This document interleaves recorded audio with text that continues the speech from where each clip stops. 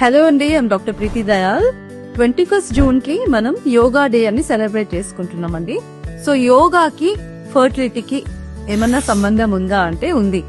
ఎవరైతే పిల్లల కోసం ప్రయత్నం చేస్తున్నారో, నేచురల్ గా కన్సీవ్ కావాలనుకున్నా, ఐఓఏ పద్ధతి ద్వారా చేయాలనుకున్నా, ఈవెన్ ఐవీఎఫ్ ట్రీట్మెంట్ తీసుకున్నా వాళ్ళకి యోగా అనేది చాలా హెల్ప్ఫుల్ గా ఉంటది. ఎందుకనంటే యోగాసనం వేసినప్పుడు మనం ఆ బ్రీతింగ్ ఎక్సర్సైజెస్ చేసినప్పుడు కానీ, ఆసనాలు వేసినప్పుడు కానీ మనకు యూట్రస్ కి బ్లడ్ సప్లై బాగా వెళ్ళడం అనేది జరుగుతుంది. దానివల్ల ఇప్పుడు ఇక్కడ నుంచి మనకి యూట్రస్ బ్లడ్ ఫ్లో అనేది వస్తుందండి.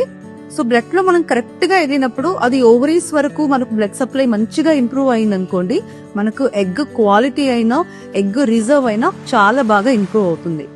అలాగే యుట్రైన్ ఆర్టరీ నుంచి మనకి ఎప్పుడైతే గర్భసంచి లోపలికి మనకు బ్లడ్ ఫ్లో అనేది వెళ్తుందో, ఎండోమెట్రియం అంటే గర్భసంచి లోపల పొరకి వరకు కూడా మనకు బ్లడ్ సప్లై మంచిగా వెళ్తుంది. సో ఈ బ్లడ్ సప్లై మనకు మంచిగా వెళ్ళినప్పుడు బేబీ అనేది ఇంప్లాంటేషన్ అంటే బేబీ అతుక్కోవడం అనేది చాలా బాగా జరుగుతుంది. ప్రెగ్నెన్సీ రేట్స్ అనేవి చాలా ఇంప్రూవ్ అవుతాయి.